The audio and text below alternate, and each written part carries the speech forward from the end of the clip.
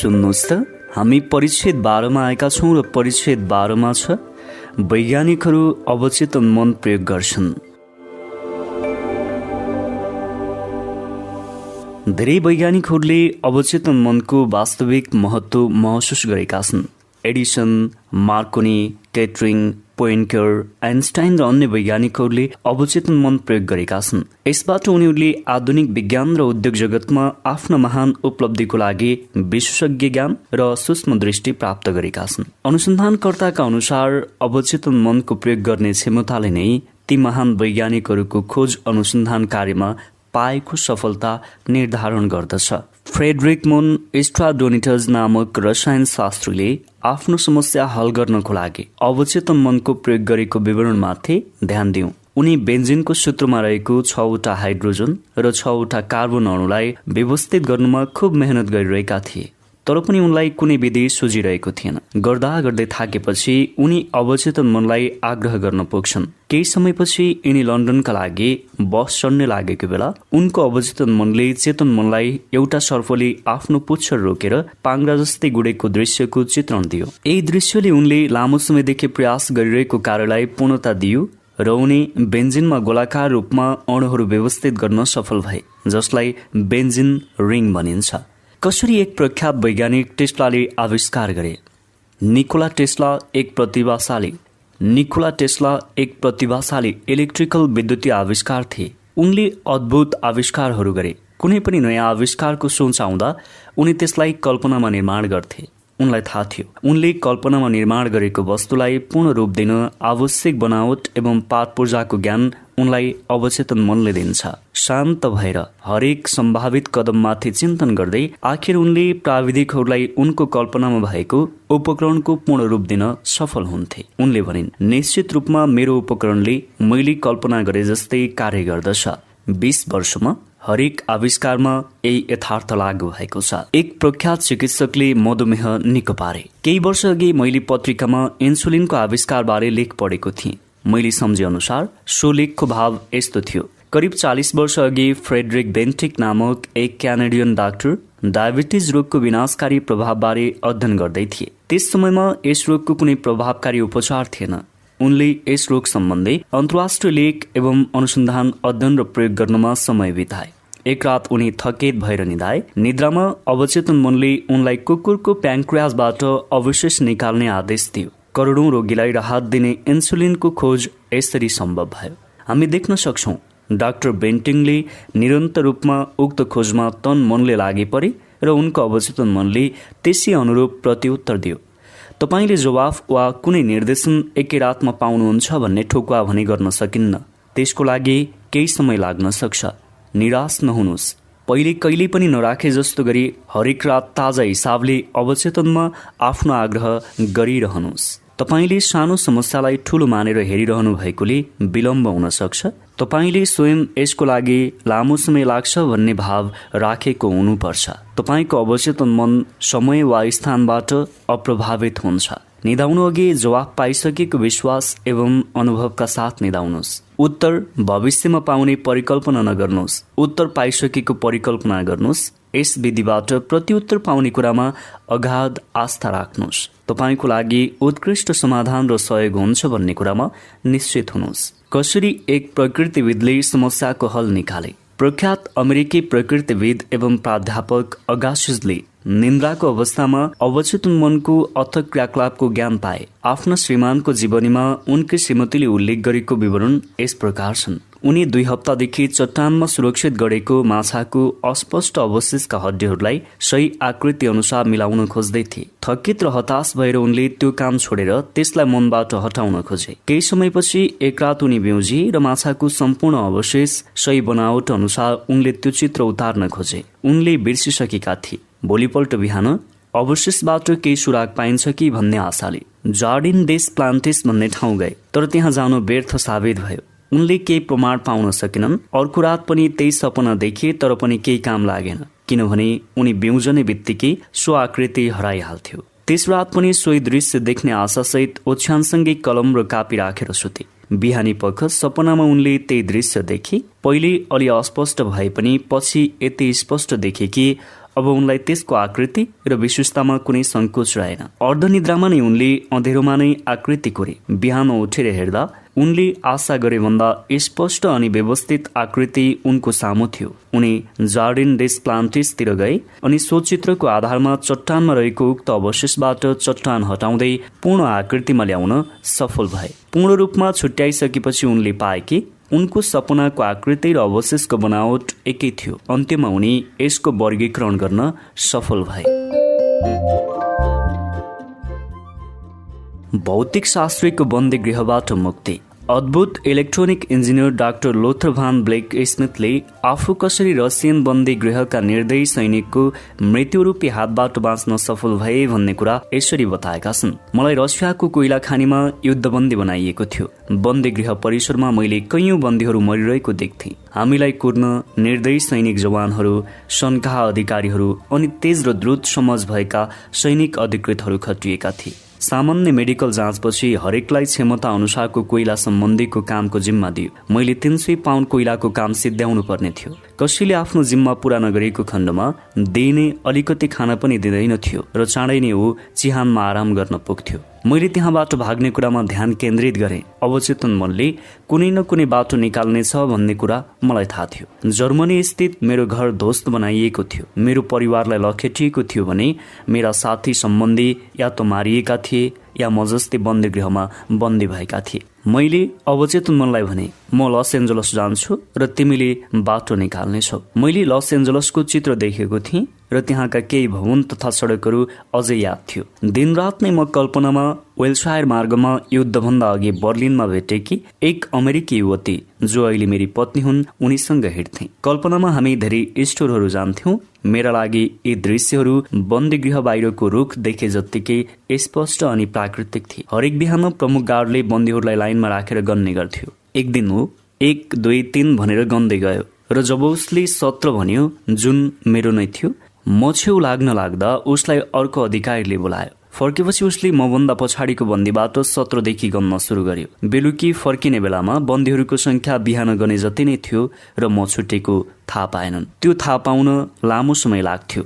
म चनाखो भएर कसैले थाहा नपाउने गरी क्याम्पबाट बाहिर निस्केँ। त्यसपछि लगातार 24 घण्टा हिँडेर अर्को दिन एउटा खाली सहरमा बास बसेँ। माछा अनि साना जंगली जन्तु खाएर गुजारा गरेँ। मैले पोल्यान्ड जाने कोइला बोक्ने रेल भेटेँ र राति त्यसैमा पोल्यान्डसम्म यात्रा गरेँ। केही साथीहरूको सहयोगले म स्विजरल्यान्डको लोर्सन पुगेँ। एक साँझ लोर्सनका प्यालेस होटलमा बसेका एक अमेरिकी दम्पतिसँग मेरो कुराकानी भयो। यी दम्पतिले मलाई क्यालिफोर्नियाको सान्टा मोनिका स्थित उनीहरूको घरमा आउनको लागि आग्रह गरे। मैले सो आग्रहलाई स्वीकार गरेँ। जब म लस एन्जलस पुगेँ, उनका चालकले मलाई वेल्सायर मार्ग लगायत अन्य ठाउँको यात्रा गराए। ती त्यही ठाउँहरू थिए जहाँ मैले बन्दी गृहमा छँदा कल्पनामा यात्रा गरेको थिएँ।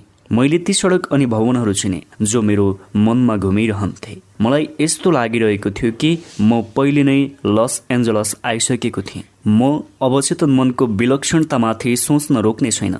वास्तवमा यसमा हामीलाई थाहा नभएका कैयौं मार्गहरू छन्। कसरी पुरातत्व शास्त्रीले प्राचीन दृश्य पुनर्निर्माण गर्छन्। यी वैज्ञानिकहरूलाई पहिले बितिसकेको कुराको स्मृति अवचेतन मनमा रहने कुरा थाहा छ। उनीहरू जीवावशेष, भग्नावशेषहरूको अध्ययन गरिरहँदा कल्पनाको दृष्टिबाट हेर्छन् र अवचेतन मनले पुनः मूल आकृति प्रदान गर्न सहयोग गर्दछ।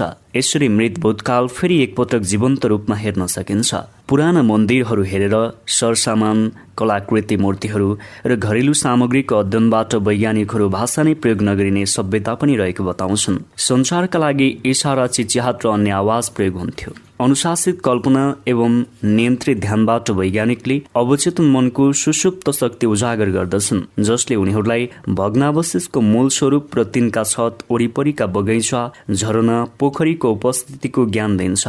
त्यसै गरी उनीहरू जीवावशेषलाई आँखा, मांसपेशी र अन्य अङ्ग दिएर मूल स्वरूपमा ल्याउन सक्छन्। विस्मृत समय वर्तमान देखिन्छ र त्यो दृश्य समय र ठाउँविहीन अवचेतन मनमा रहन्छ। अनुशासित, नियन्त्रित एवं निर्देशित कल्पनाको माध्यमले तपाईँ युगके महान वैज्ञानिक एवं प्रेरित विचारकका सहकर्मी बन्न सक्नुहुन्छ। अवचेतन मनबाट कसरी मार्गदर्शन प्राप्त गर्ने? जब तपाईलाई निर्णय गर्न गाह्रो हुन्छ, वा कुनै समस्याको समाधान भेट्नुहुन्न, त्यसको बारेमा रचनात्मक तरिकाले सोच्नुहोस्। तपाईँ भयभीत वा चिन्तित हुनुहुन्छ भने तपाईँ सोच्दै हुनुहुन्छ, किनभने वास्तविक सोचाइ भयरहित हुन्छ। कुनै पनि विषयमा सहयोग पाउने सरल तरिका यहाँ उल्लेख गरिएको छ। मन शान्त बनाउनुहोस् र शरीर स्थिर गराउनुहोस्। शरीरलाई शिथिल हुन अनि आफ्नो आज्ञा मान्न निर्देशन दिनुहोस्। तपाईँको शरीर एउटा भावनात्मक डिस्क हो जसमा तपाईँको आस्था, विश्वास रेकर्ड हुन्छ। तपाईँको ध्यान एवं विचार समस्याको समाधानमा केन्द्रित गर्नुहोस्। चेतन मनले समस्याको हल खोज्नुहोस्। समाधान भएपछि कति खुसी हुनुहुन्छ अनुभव गर्नुहोस्। यही अनुभव अनि प्रफुल्ल भावमा मनलाई व्यस्त राख्नुहोस् र सुत्नुहोस्। जब तपाईँ जाग्नुहुन्छ, जवाफ नआए पनि अन्य कुनै कार्यमा व्यस्त रहनुहोस्। जब तपाईँ अन्य कार्यमा व्यस्त हुनुहुन्छ, त्यसबेला टोस्टरबाट टोस्ट निस्के जस्तै मनमा उत्तर पाउनुहुनेछ। अवचेतन मनबाट उत्तर पाउने क्रममा सरल तरिका नै सहज र उत्कृष्ट हुन्छ। यहाँ एउटा उदाहरण प्रस्तुत छ। एकपटक मैले मेरो खानदानी औँठी हराएँ। जताततै खोजे पनि भेट्टाउनै सकिन। मैले निदाउनु अघि अवचेतन मनलाई अन्य व्यक्तिसँग भने जस्तै भने, तिमीलाई सबै थाहा छ र तिमीले औँठी भएको ठाउँ देखाउँछौ। बिहान म झल्यास ब्याउजेँ। त्यसबेला मेरो मनमा रोबोटलाई सोध भन्ने शब्द गुन्जिरहेको थियो। रोबोटलाई सोध्न मलाई असहज लागिरहेको थियो। एउटा 9 वर्षको केटोलाई के थाहा र? तैपनि मैले भित्री आवाजलाई माने। रोबोटले भने, हो, हिजो साथीहरूसँग खेलिरहँदा आँगनमा भेटेको थिएँ। त्यसलाई मेरो टेबलमा राखेको छु। त्यो महत्त्वपूर्ण जस्तो लागेन, त्यसैले कसैलाई पनि भनेन। अवचेतन मनलाई विश्वास गर्नुभयो भने यसले सधैँ जवाफ दिन्छ। बुबाको इच्छापत्र हासिल गरायो। मेरो प्रवचनमा आइरहने एक युवकको अनुभूति पनि कम रोचक छैन। उनका पिताको मृत्यु भयो र पिताले कुनै इच्छापत्र छोडेको पाइएन। तर उनकी बहिनीले आफूलाई बुबाले सबैलाई चित्त बुझ्ने इच्छापत्र तयार गरेको कुरा बताएका थिए भनिन्। निदाउनु अघि ती युवकले उनले अवचेतन मनसँग सञ्चार गरे, म अवचेतन मनसामु मेरो आग्रह राख्छु। यसलाई इच्छापत्र कहाँ छ भन्ने थाहा छ र अब मलाई जानकारी दिनेछ। त्यसपछि उनले आफ्नो आग्रहलाई एकै शब्दमा छुट्याएर भने, उत्तर, र यसै शब्दलाई बारम्बार दोहोऱ्याइरहे। अर्को बिहान उनलाई लस एन्जलस स्थित केन्द्रीय बैंकमा जाने भित्री चाहना आयो। त्यहाँ उनले आफ्नो नाममा सुरक्षित बचत लकर पाए जसमा भएको वस्तुले उनको प्रश्नको उत्तर दियो। निद्राको अवस्थामा तपाईँभित्र सुषुप्त अवस्थामा रहेको शक्ति जागृत हुन्छ। उदाहरणको लागि, तपाईँ आफ्नो घर बेच्ने नबेच्ने, सेयर किन्ने नकिन्ने, लस एन्जलसमा बस्ने या न्युयोर्कमा अहिलेको ठेक्का लिने नलिने जस्ता दुविधामा हुनुहुन्छ भने यसो गर्नुहोस्। आरामसँग बस्नुहोस्। क्रिया प्रतिक्रियाको ब्रह्माण्डीय सिद्धान्तको उपस्थिति अनुभव गर्नुहोस्। क्रिया तपाईँको विचार हो र प्रतिक्रिया अवचेतन मनको प्रतिउत्तर हो। अवचेतन मन प्रतिक्रियात्मक र आत्मवाचक हुन्छ। यही यसको प्रकृति हो। यसको प्रतिक्रिया फर्केर तपाईँमा नै आउँछ र तपाईँलाई प्रतिफल दिन्छ। सामञ्जस्यताको नियम यही हो। यसले सामञ्जस्यताबाट प्रतिक्रिया दिन्छ। जब तपाईँ सत्कर्मको चिन्तन गर्नुहुन्छ, तपाईँले आफैमा अवचेतन मार्फत उत्तर पाएको अनुभव गर्नुहुनेछ। मार्ग निर्देशन खोज्ने क्रममा तपाईँ सही कार्यको बारे सोच्नुहुन्छ, जसको तात्पर्य तपाईँ अवचेतन मनको अपार शक्तिलाई त्यो अवस्थासम्म प्रयोग गर्नुहुन्छ जुन अवस्थामा पुगेपछि त्यही शक्तिले तपाईँलाई प्रयोग गर्दछ वा तपाईँको सोचमाथि कार्य गर्दछ। त्यसपछि तपाईँको कार्य प्रक्रिया सर्वव्यापी शक्तिबाट सञ्चालित एवं निर्देशित रहन्छ। तपाईँ सही निर्णय लिनुहुनेछ। तपाईँबाट सही कार्य मात्र हुनेछन्, किनभने तपाईँ सही कार्य गर्नुपर्ने भावनात्मक बाध्यतामा कार्य गर्दै हुनुहुन्छ। म बाध्यता शब्द प्रयोग गर्दैछु किनकि अवचेतन मनको प्रतिक्रिया सिद्धान्त बाध्यात्मक हुन्छ। रहस्य मार्ग निर्देशनको। आफूले खोजेको जवाब प्रतिको प्रतिक्रिया नपाएसम्म सही जवाफमा समर्पित हुनु नै मार्ग निर्देशनको सही कार्यको रहस्य। प्रत्युत्तरको अर्थ त्यो भाव, त्यो भित्री बोध वा बेग्रो चाहना हो जसबाट तपाईँलाई सबै थाहा छ भन्ने कुराको ज्ञान मिल्छ। आफूभित्रको ज्ञान अन्तर्गत कार्य गर्दा तपाईँ गल्ती गर्न वा असफल हुन सक्नुहुन्न। तपाईँका सबै विधिहरू आनन्ददायक र तपाईँको मार्ग शान्त भएको पाउनुहुनेछ। सम्झनै पर्ने कुराहरू। 1. याद राख्नुहोस्, अवचेतन मनले सबै महान वैज्ञानिकहरूलाई अद्भुत सफलता र उपलब्धिहरू प्रदान गरेको छ।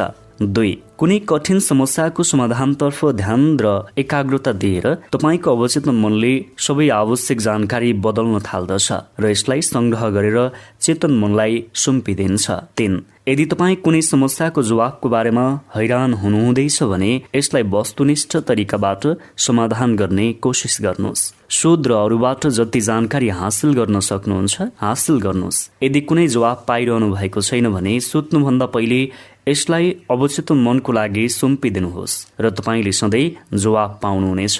यो कहिल्यै असफल हुँदैन। 4. तपाईँले सधैँ रातारात जवाफ पाउनुहुन्न। आफ्नो अवचेतनलाई तबसम्म आग्रह गर्दै जानुहोस् जबसम्म कि घाम निस्किँदैन र छाया हटेर जाँदैन। 5. जवाफको लागि ढिलाइ तपाईँकै कारण पनि हुन सक्दछ। यदि तपाईँ यसमा धेरै समय लाग्नेछ वा धेरै ठूलो समस्या हो भन्ने सोच्नुहोला, तर तपाईँको अवचेतनको लागि कुनै समस्या ठूलो छैन।